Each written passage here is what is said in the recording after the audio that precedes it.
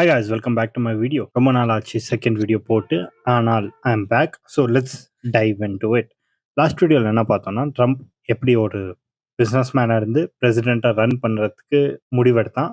And how was Trump, அவனோட childhood எப்படி இருந்துச்சு, அவன் பேரண்ட்ஸ் எப்படி இருந்தாங்க, அவன் பிஸ்னஸ் எப்படி ஹேண்டில் பண்ணுறான், அவனோட கொலீக்ஸ் பீப்புள் பின்ன எல்லா விஷயத்தையும் எப்படி ஹேண்டில் பண்ணுறான், அவனோட சைக்காலஜி என்ன இருந்துச்சு, அவனோட கேரக்டரிஸ்டிக் என்ன, அதெல்லாம் பார்த்தோம். இந்த தடவை ட்ரம்ப் எலெக்ஷனுக்கு ரன் பண்ண போகிறான், அதை பற்றி பார்க்கலாம். ஸோ ட்ரம்ப் எலெக்ஷனுக்கு அனௌன்ஸ் பண்ணுறான், he'll be running for presidential எலெக்ஷனுக்குன்னு. அப்படி அனௌன்ஸ் பண்ணும்போது மெகான்னு ஒரு ஸ்லோகன் கிரியேட் பண்ணுறான். மெகானா MAGA, make America great again. இதுதான் அவனோட ஸ்லோகன். இந்த ஸ்லோகனில் 4 முக்கியமான விஷயத்தை இன்க்ளூட் பண்ணுறான். ஃபர்ஸ்ட் ஒன் வந்து border security and immigration, second one economy and trade, third one health care, fourth one government reforms. So first one border security and immigrations. இதில் என்ன சொல்கிறேன்னா, ஒரு மெக்சிகோ பின்ன யூஎஸ் பார்டரில் ஒரு பெரிய வால் கிரியேட் பண்ணுறேன் நான். ஒரு பெரிய வால் பில்ட் பண்ண போகிறேன். இதுக்கு ஃபண்டிங் எங்கேருந்து வரும்? ஆப்வியஸ்லி அவன் கொடுக்க மாட்டான், இந்த மெக்சிகன் கவர்மெண்ட் தான் கொடுக்கும். அப்புறம் மாஸ் டிபோர்டேஷன். யூஎஸில் எந்தெந்த மெக்சிகன்ஸ் பின்ன இல்லீகல் இமிக்ரெண்ட்ஸ் எந்த கண்ட்ரியாக இருந்தாலும் சரி, யார் இருக்காங்களோ அவங்களெல்லாம் டிபோர்ட் பண்ணி அவங்கவுங்க கண்ட்ரிக்கு அமுச்சு வச்சிடுறது. ட்ராவல் பேன் மேஜர்லி முஸ்லீம் நேஷன்ஸ்லேருந்து, ஏன்னா due to the fear of ப்ரீவியஸாக 9/11 அட்டாக் ஆயிருக்கு. பின்ன other Muslim people and terrorist குரூப்ஸ்லேருந்து லிங்க் இருக்கும் அவங்களுக்குன்னு முஸ்லீம் கண்ட்ரீஸ்லேருந்து பேன் பண்ணிட்டு இருந்தான். செகண்ட், எக்கனாமி அண்ட் ரீஃபார்ம்ஸில் அவன் டேக்ஸ் கட் பண்ணான். யாருக்கு? இந்த மிடில் கிளாஸ் இல்லைனா இந்த lower middle class, lower class அவங்களுக்கெல்லாம் இல்லை, பில்லியனர்ஸ்க்கு. ஏன்னா அவங்க தானே பாவம், அவங்க கிட்ட தான் காசே இல்லை, என்ன பண்ணுறதுன்னு தெரியாமல் இருக்காங்க, கஞ்சியும் கூழும் குடிச்சிட்டு இருக்காங்க, பின்ன ஒரு வேளை சோறுக்கே இல்லாமல் இருக்காங்க. அவங்க கிட்ட காசே இல்லை பாவம், அவங்களுக்கு டேக்ஸ் கட் பண்ணோம் இல்லையா, அதனால அவங்களுக்கு. அப்புறம் ட்ரேட் டீலு, எங்கே இந்த மாதிரி வேர்ல்டுக்கு என்னென்ன பெனிஃபிட் ஆகுதோ, இல்லை அமெரிக்கா விட்டு வேற வேற கண்ட்ரிக்கு ஏதாவது பெனிஃபிட் ஆச்சுன்னா அந்த ட்ரேட் டீல்லேருந்து வித்ட்ரா பண்ணுறது. As in Transpacific trade deal, பின்ன North America free trade deal agreement. இதெல்லாம் யூஸ்வலி கனடாக்கும் பின்ன வேற பெசிஃபிக்கில் இருக்க வேற கண்ட்ரீஸ்க்கெல்லாம். இப்போ அமெரிக்கான்ற country it's a big country, huge country, எக்கனாமிக்காவும் சரி, அட் த சேம் டைம் பவர்லையும் சரி, இட்ஸ் த பிக்கெஸ்ட் கண்ட்ரி. அது ஃபாலோ பண்ணி தான் மற்ற கண்ட்ரியோட கல்ச்சரும் சரி, அட் த சேம் டைம் அவங்களோட ட்ரேட் அக்ரிமெண்ட்ஸ், பின்ன அவங்களோட எக்கனாமியே, சில கண்ட்ரியோட எக்கனாமியே அமெரிக்கா டிபெண்ட் பண்ணி தான் இருக்குது. ஏன்னா அமெரிக்காவில் ஒரு சின்ன விஷயம் ஆனாலும் அது பெரிய விஷயமா ரிப்பிள் எஃபெக்ட் ஆகி ஒரு பெரிய விஷயமா எங்கேயாவது இம்பேக்ட் ஆகும். ஃபார் எக்ஸாம்பிள், அந்த கரன்சி எக்ஸ்சேஞ்சு அமெரிக்கா தான் யூஸ் பண்ணுறாங்க. ஒரு looking up to a country or ஒரு பேச்சுவார்த்தை பண்ணுறதுக்கு அமெரிக்கா தான் யூஸ் பண்ணுறாங்க. அமெரிக்கா தான் ஓவரால் எல்லா கண்ட்ரியும் அவங்கவுங்க பிளேஸில் வச்சுக்கிறது அமெரிக்கா தான். ஆனால் ட்ரம்ப் என்ன யோசிக்கிறான், என்னோட கண்ட்ரிக்கு அஃபெக்ட் பின்ன என்னோட கண்ட்ரிக்கு ப்ராஃபிட் ஆகாத விஷயத்த நான் எடுத்துடுறேன். ஸோ இந்த ட்ரேட் அக்ரிமெண்ட்ஸ்லேருந்து வெளியே வந்துட்டான். Bringing manufacturing jobs back to America. So China, Taiwan, India, Africa கண்ட்ரீஸ்லாம் இருக்கிற மேனுஃபேக்சரிங் யூனிட்டை அவனோட கண்ட்ரிக்கு வாபஸ் கொண்டு வர பார்க்குறேன். ஏனால் அங்கே ஜாப் ஆப்பர்ச்சுனிட்டிஸ் உண்டாக்கும், அங்கே ஜாப் ஆப்பர்ச்சுனிட்டிஸ் கிரியேட் ஆகும். Example Apple, Ford Motors, Coca-Cola. Job opportunities அமெரிக்காவில் ஜாஸ்தியாகும் அண்ட் அங்கே லேபர் க்ரோத்தும் ஜாஸ்தியாகும். அட் த சேம் டைம் அவனும் ஒரு பிஸ்னஸ் மேன், அவனுக்கு தெரியும் என்ன இம்பேக்ட் ஆகும் இதுன்னு. ஏன்னா சைனாவில் ₹1 ஒரு விஷயம் பண்ண வச்சா அமெரிக்காவில் அதே விஷயத்த ₹10 பண்ண வைக்கணுமா இருக்கும். ஏன்னா அவ்வளோ டிஃப்ரென்ஸ் இருக்குது, லேபருக்கும் இதுக்கும் லிவிங் காஸ்ட் அவ்வளோ டிஃப்ரென்ஸ் இருக்குது, பின்ன மினிமம் வேஜ் அவ்வளோ டிஃப்ரென்ஸ் இருக்குது. அதனால தான் எல்லா கண்ட்ரியும் அங்கே ஷிஃப்ட் ஆகிறாங்க. பற்றி எதுக்கு அவனுக்கு?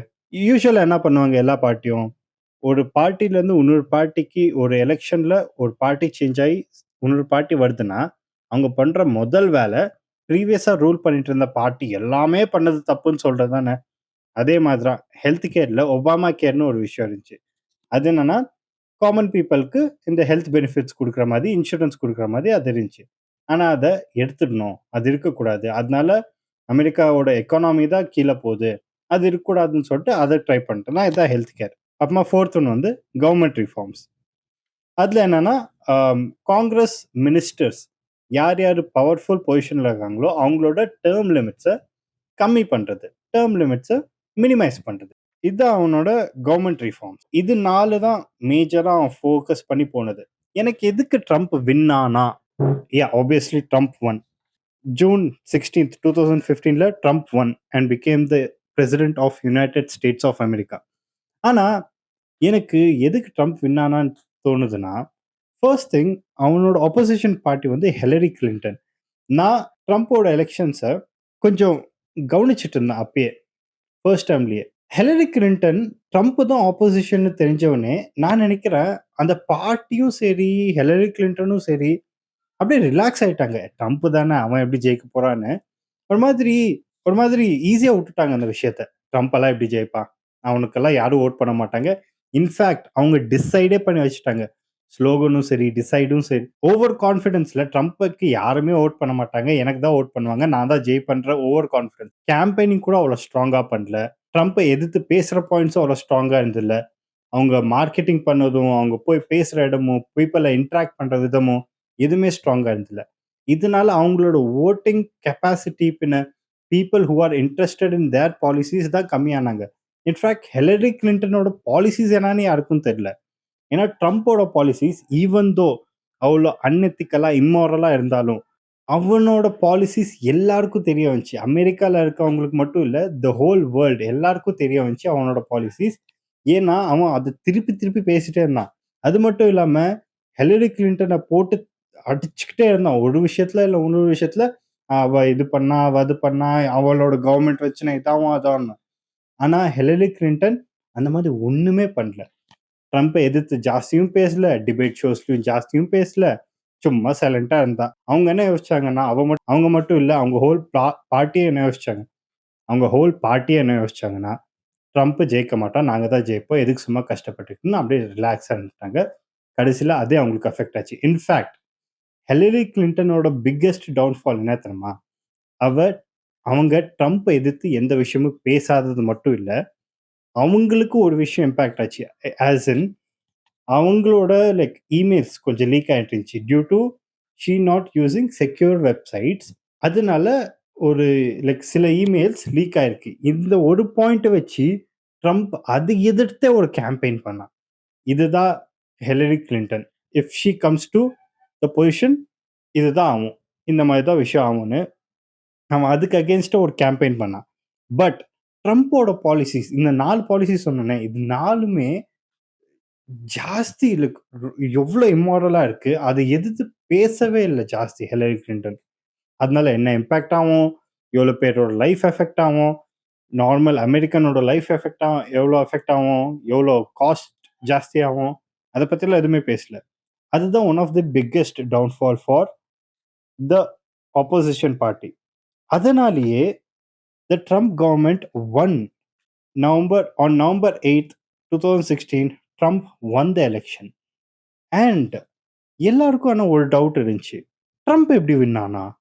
ஏன்னா, ஈவன் தோ இவ்வளோலாம் நடந்துட்டு இருந்தாலும், ட்ரம்ப் எப்படி வின் ஆனான்னு ஒரு டவுட் இருந்துச்சு. அப்போ வந்து வீடியோஸ் எல்லாம் பார்த்துட்டு இருக்கணும். எல்லாரும் அழுந்துட்டு இருந்தாங்க. ஏன்னா, for sure, for damn sure எல்லாரும் யோசிச்சுட்டு இருந்தது, ஹிலரி கிளின்டன் தான் வின் ஆவான்னு. பேட்ஜஸ் ரெடி ஆயிருந்துச்சு, போஸ்டர்ஸ் ரெடி ஆயிருந்துச்சு, பின்ன பேனர்ஸ் ரெடி ஆயிருந்துச்சு, எல்லாமே ரெடி ஆயிருந்துச்சு. But unexpectedly Trump won. Even though அவனோட சப்போர்ட்டர்ஸ் எக்ஸ்ட்ரீம் எண்ட்ல இருக்காங்க. அவனோட supporters majority of the time extreme எண்ட்ல தான் இருப்பாங்க. லைக் அவ்வளோ கம்மி சப்போர்ட்டர்ஸ் தான் இருந்தாங்கன்னு எல்லாரும் நம்பிட்டு இருந்தாங்க. பிகாஸ் தேர் எக்ஸ்ட்ரீம் எண்ட்ல இருக்கிறதுனால. But Trump won. And Trump ஜெயிச்சிட்டு பிறகும் இனிஷியல் 2 to 3 months ஒரு விஷயம் மட்டும் எல்லாருக்கும் டவுட்ஃபுல்லா இருந்துச்சு. எப்படி ட்ரம்ப் வின் ஆனான்னு. அப்பதான் ஒண்ணு தெரிய வந்துச்சு. மேபி ரஷ்யன் இன்டர்ஃபியரன்ஸ் இருக்குமோன்னு. ரஷ்யன் இன்டர்ஃபியரன்ஸ் எப்படின்னா, அங்க இருக்க ஹேக்கர் குரூப்ஸும் சரி, சோஷியல் மீடியா ஹேண்ட்லர்ஸும் சரி, ஃபேக் அக்கவுண்ட் ட்விட்டர் இப்போ எக்ஸ்ன்னு இருக்குது. அப்போ ட்விட்டர், யூடியூப், ஃபேஸ்புக், இன்ஸ்டாகிராம் இங்க எல்லாம் ஃபேக் அக்கவுண்ட்ஸ் கிரியேட் பண்ணி ட்ரம்ப்புக்கு சப்போர்ட்டிவா பின்ன ஹிலரி கிளின்டனுக்கு அகேன்ஸ்டா மீம்ஸ், வீடியோஸ், பின்ன எவிடன்சஸ், ஃபால்ஸ் இன்ஃபர்மேஷன் இது எல்லாத்தையும் கிரியேட் பண்ணி ஒண்ணுக்கு அப்புறம் ஒண்ணுன்னு ஒரு நாளைக்கு நிறைய வீடியோஸ் ரிலீஸ் பண்ணிட்டே இருந்தாங்க. மீம்ஸ் சரி, ஃபால்ஸ் இன்ஃபர்மேஷன், அலிகேஷன்ஸ் இருக்கிற சின்ன விஷயமா பூதாகர விஷயமா பண்ணி பெருசா காட்டுறது, இது எல்லாத்தையும் அவங்க பண்ணிட்டு இருந்தாங்க. ரஷ்யன் இன்டர்ஃபியரன்ஸ்னால மட்டுமே பின்ன ரஷ்யன் ஹேக்கர்ஸ்னால ட்ரம்ப் ஒரு வேளை ஜெயிச்சிருப்பானோ எலெக்ஷன்ஸ். இத இன்வெஸ்டிகேஷன் பண்ண ஸ்டார்ட் பண்ணாங்க. எப்போ? ட்ரம்ப் அவன் பிரசிடென்ட் ஆயிட்ட பிறகு. And what was the result? Guess பண்ணுங்களேன். நானே சொல்றேன். எதுவும் இல்ல. இன்டர்ஃபியரன்ஸ் எதுவும் இல்ல. இன்ஃபேக்ட் இன்டர்ஃபியரன்ஸே இல்லன்னு அவங்க சொல்லல. இன்டர்ஃபியரன்ஸ் இருந்திருக்கு. இன்டர்நெட் ஸ்வீப் பண்ணியிருக்காங்க. இந்த மாதிரி மீம்ஸ் எல்லாம் வந்திருக்கு. ஆமா, சில விஷயத்துல இந்த மாதிரி ட்ரம்ப்புக்கு ஹெல்ப் பண்ற மாதிரி சில வீடியோஸ் எல்லாம் லான்ச் பண்ணியிருக்காங்க. பின்ன சில விஷயம் நடந்திருக்கு. பட் அதனால அது ஒரு கிரிமினல் ஆக்டிவிட்டியா? இல்ல அத வச்சு ஒருத்தங்கள அரெஸ்ட் பண்ண முடியுமா? தெரியல. So we are not gonna take forward with this. We are not gonna go forward with திஸ்ன்னு சொல்லிட்டு நிறுத்திட்டாங்க அத. அவ்வளோதான் முடிஞ்சுச்சு. Trump became the president. அதுக்கப்புறம் இத வச்சு எந்த ஆக்ஷனும் எடுக்க முடியும். So even though there was certain amount of evidence ட்ரம்ப்புக்கு ரஷ்யாலேருந்து ஹெல்ப் வந்திருக்குன்னு தெரிஞ்சும் கூட, even though Trump, USA and Russia are no matter what they're enemies அந்த மாதிரி இருந்தாலும் கூட nothing happened after that. And Trump ஒரு விஷயத்த சொல்லணும். அவன் சொன்ன விஷயத்த பண்ண ட்ரை பண்ணிட்டு இருந்தான். எந்த விஷயத்தனா, த வால் 3645 kilometers approximately is the border length from US to Mexico border. இதுக்கு நடுவுல வால் பில்ட் பண்ண ஸ்டார்ட் பண்ணான். ஆனா அதுல எவ்வளோ விஷயம் இருக்கு சொல்லுங்க. ஒரு கண்ட்ரிலேருந்து இன்னொரு கண்ட்ரிக்கு தாண்டுற இடத்துல ஒரு வால் பில்ட் பண்ண ஒருத்தன் என்னென்ன ஆகும்? அங்க இருக்க நேச்சுரல் ஹேபிட்டாட்ஸ்க்கு என்ன ஆகும்? அனிமல்ஸ்க்கு என்ன ஆகும்? அங்க இருக்க லைவ்லிஹுட் என்ன ஆகும்? என்விரான்மெண்ட் என்ன ஆகும்? எப்படி இருக்கும்? அத பத்தியெல்லாம் அவனுக்கு கவலையே இல்ல. And he started building. And the funding got less. அதனாலேயே அது செமி கன்ஸ்ட்ரக்டடா இருந்துச்சு. And he started forcing Mexico to pay. Build பண்ண வாலுக்கு மெக்சிகோ ஃபோர்ஸ் பண்ணிட்டு இருந்தான். நீ காசு கொடு, நான் பார்டர்ல வால் கட்டுறேன்னு. நான் கேட்கவே இல்லையடான்னு அவன் சொல்லிட்டு இருக்கான். அவன் இல்ல நீ காசு கொடு, ஏன்னா உன்னோட கண்ட்ரில இருந்தா வராங்க, அதனால நீ தான் காசு கொடுக்கணும் அவன் கேட்டுருந்தான். உங்களுக்கு இமிகிரேஷன் கம்மியாச்சா? ஆச்சு. இனிஷியல் பீரியட்ல ஆச்சு. ஆனா போக போக people found a way around it. அது சுத்தி போறதோ, இல்ல அது கீழேருந்து போறதோ, அது குதிச்சு போறதோ, அந்த மாதிரி people found a way around it. வேறவங்கள பிரைப் பண்ணி போறது, ஆஃபிஷியல்ஸ பிரைப் பண்ணி போறது.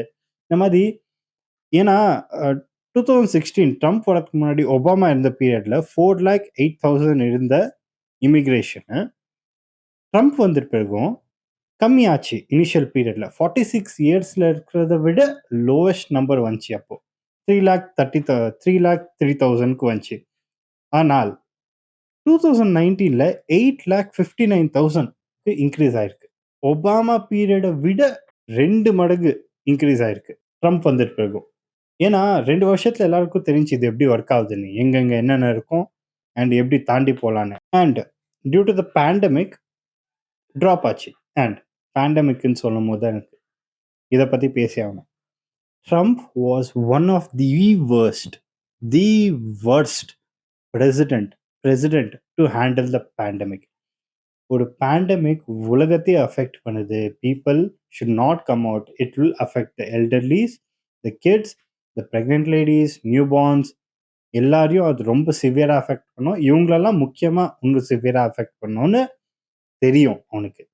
இன்ஃபேக்ட் எவ்வளோ சயின்டிஸ்ட் அவனுக்கு சொல்லியும் சரி, அதை பற்றி எவ்வளோ ரிசர்ச் வெளியே வந்தும் சரி, வீட்லேயே இருங்க பார்த்துக்கோங்க உடம்பு அப்படிலாம் சொல்லியும் சரி, Trump started forcing people to come out. Trump started saying pandemic எல்லாம் ஒரு விஷயம் இல்லை, அதுக்கு வேக்சினேஷன் கண்டுபிடிச்சிடலாம், வெளியே வந்து ஒர்க் பண்ணுங்க. இன்ஃபேக்ட் அட் அ பாயிண்ட் அவன் சொன்னால் பேண்டமிக்லாம் ஒரு விஷயமே இல்லை, இது சும்மா அமெரிக்காவை அஃபெக்ட் பண்ணுறதுக்காக இந்த உலகமே சேர்ந்து பண்ணுதுன்னு சொல்லி எல்லாரும் வேலைக்கு போங்க, வேலைக்கு போய் ஜாபா இன்க்ரீஸ் பண்ணுங்க, எக்கானமி டவுன் ஆகுதுன்னு வேலைக்கு எல்லாரையும் அனுப்ப ஆரம்பிச்சிட்டான். ஒரு லீடர் சொல்றது தான் அவங்க ஃபாலோவர்ஸ் கேட்பாங்க, இல்லை ஒரு லீடர் சொல்றது தான் அவங்க ஃபாலோவர்ஸ் பிலீவ் பண்ணுறாங்க. ஒரு சயின்டிஸ்ட் ஒரு அவ்வளோ பெரிய ஆர்கனைசேஷன் ஒர்க் ஆகுது, பின்ன மல்டிபிள் எவிடென்ஷியல் சயின்ஸ் ப்ரூவ் பண்ணி சொல்கிறாங்க இதனால அஃபெக்ட் ஆவாங்க பீப்புள்னு. அவனுக்கு அதை பற்றி எதுவுமே இல்லை. He's opened the country. லாக்டவுன்ல இருந்ததை கேன்சல் பண்ணிட்டு he open the country and people started coming out. And Trump இந்த மாதிரி மிக்ஸ்ட் சிக்னல்ஸ் அனுப்புறதுனால பீப்பிள் ஸ்பிளிட் இன்டு 2 குரூப்ஸ். ஒரு குரூப் வந்து பேண்டமிக்கெல்லாம் ஒன்றும் இல்லை, மாஸ்கெல்லாம் போட மாட்டேன், இது என்னோட ஃப்ரீடம்னு சொல்கிற குரூப்பு. அதனால அவங்க தான் அஃபெக்ட் ஆகுறாங்க. பட் ஸ்டில் அவங்க லீடரே சொல்லிட்டாங்க. இன்னொரு குரூப் வந்து பேண்டமிக் இருக்கு, மாஸ்க் போடுங்க, சயின்டிஸ்ட் எல்லாம் அவ்வளோ கத்தி சொல்றாங்க, டாக்டர் சொல்றாங்க, யாருமே கேட்கல. இதனாலே ஸ்பிளிட் ஆச்சு அமெரிக்கா. மாஸ்க் போடுவேன், ஒரு சைடு மாஸ்க் போட மாட்டேன்னு. அதனால எவ்வளோ பிரச்சனை ஆச்சு தெரியுமா? கஃபேஸ், ரெஸ்டாரண்ட், மூவிஸ், இவங்க மாஸ்க் போட மாட்டாங்கன்னா இவங்கனால மற்றவங்களும் அஃபெக்ட் ஆவாங்க. அதை பத்தி அவங்களுக்கு அக்கறை இல்லை. அண்ட் இதை பத்தி ட்ரம்ப் ஒரு லீடரா இருந்து அதை பத்தி அவனுக்கே அக்கறை இல்லை. ஆனா யூஎஸ் ஒரு இதை எவ்வளோ ஈஸியாக தடுத்திருக்கலாம், எவ்வளோ ஈஸியாக கண்ட்ரோல் பண்ணிருக்கலாம். பட் லாக்டவுன் கேன்சல் பண்ணதுனால எவ்வளோ ஃபேமிலிஸ் எஃபெக்ட் ஆச்சு, எவ்வளோ பேர் தேவையில்லாமல் லவ்ட் ஒன்ஸை பிரிஞ்சாங்க. ஆனால் அதை பற்றியெல்லாம் ட்ரம்ப்புக்கு என்ன அக்கறை? அவனுக்கு எக்கனாமியை இன்க்ரீஸ் பண்ணும், அவ்வளோதான். இப்போதைக்கு இந்த வீடியோ இங்கே நிறுத்துறேன். அடுத்த பாட்டு சீக்கிரமாக வரும்.